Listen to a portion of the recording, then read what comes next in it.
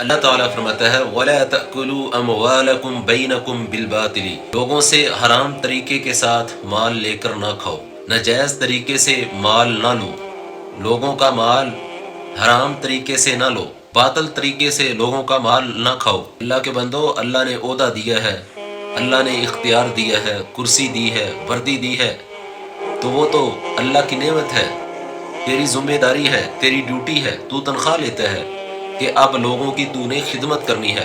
اس کا مطلب یہ نہیں کہ اب تو لوگوں سے رقم بٹورے گا، باطل طریقے سے مال لے گا، اس کرسی کا ناجائز استعمال کرے گا۔ یہ کرسی، یہ عہدہ، یہ تیری ڈیوٹی ہے، یہ تیری ذمہ داری ہے، لوگوں کی خدمت کرنا۔ اب یہ نہیں کہ اگر اتنے پیسے دو گے اتنے دنوں کے اندر کام ہوگا، اگر اتنے دو گے تو اتنے دنوں میں کام ہوگا۔ رشوت خوری یہ بہت بڑا جرم ہے۔ یہ اب کام کرتا ہے رشوت لے کر، اپنے عہدے کا غلط استعمال کرتا ہے، وردی کا غلط استعمال کرتا ہے، اپنی کرسی کا غلط استعمال کرتا ہے، اس کو ڈیوٹی نہیں سمجھتا۔ پھر اگر پوچھا جائے کہ آپ کی تنخواہ کتنی ہے، کہتا ہے 40,000 میری تنخواہ ہے۔ اتوں بڑے ہو جاندے نے، وہ جڑے اتوں ہو جاندے نے نا، کہندا کہ لاکھ نو پی جانا وا، وہ اتوں والے سارے حرام نے۔ اللہ فرماتا ہے وَلَا تَأْكُلُوا أَمْوَالَكُمْ بَيْنَكُمْ بِالْبَاطِلِ، باطل طریقے سے لوگوں کا مال نہ کھاؤ۔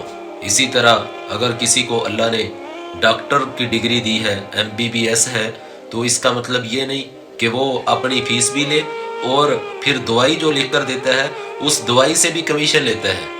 یہ صرف ڈاکٹر نہیں، مجھے تو ڈکیٹ لگتے ہیں، اتنا ظلم کیا جاتا ہے لوگوں پر۔ یہ کرسی کا ناجائز استعمال کرتے ہیں، باطل طریقے سے لوگوں کا مال کھاتے ہیں۔ ضروری نہیں کہ ڈاکو راستے کے اندر لوٹنے والے ہوتے ہیں یا گن پوائنٹ کے اوپر جو لوگوں کو لوٹتے ہیں وہ ڈاکو ہیں۔ یہ دکاندار بھی ڈاکو ہیں جو 1 نمبر چیز کے پیسے لیتے ہیں اور 2 نمبر چیز دیتے ہیں۔ سبزی والا، فروٹ والا، وہ 1 نمبر کے پیسے لیتے ہیں اور 2 نمبر دیتے ہیں، اور فروٹ کے اوپر لائٹیں ایسی لگائی ہوتی ہیں ان کا رنگ چینج ہو جاتا ہے، گولڈن سیب نظر آتے ہیں۔ اگر وہی فروٹ لائٹ سے دور کریں تو وہ بالکل ان کا میک اپ اترا ہوا ہوتا ہے، وہ کچے ہوتے ہیں، کھانے کے قابل نہیں ہوتے، پیسے 1 نمبر کے لیتے ہیں اور 2 نمبری کرتے ہیں۔ یہ سارے ڈاکو ہیں۔ اللہ کے نبی نے فرمایا حرام خور کی تو دعا بھی قبول نہیں ہوتی۔ بیت اللہ کے غلاف کے ساتھ چمٹ کر دعا کرتا ہے اللہ مجھے معاف فرما دے، اللہ مجھے معاف فرما دے۔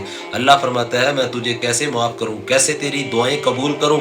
مطعمہ حرام ومشربہ حرام وملبسہ حرام، تیرا کھانا حرام کا، تیرا پینا حرام کا، تیرا لباس حرام کا، تیری میں دعا کیسے قبول کروں؟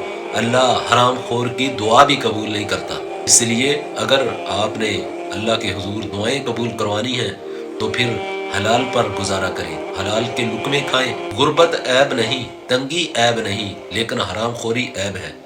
سائیکل پہ بیٹھ کر سفر کرنا عیب نہیں، حرام کی گاڑی پر بیٹھ کر سفر کرنا عیب ہے۔ اللہ ہمیں حلال کا لقمہ نصیب فرمائے، حرام سے بچائے۔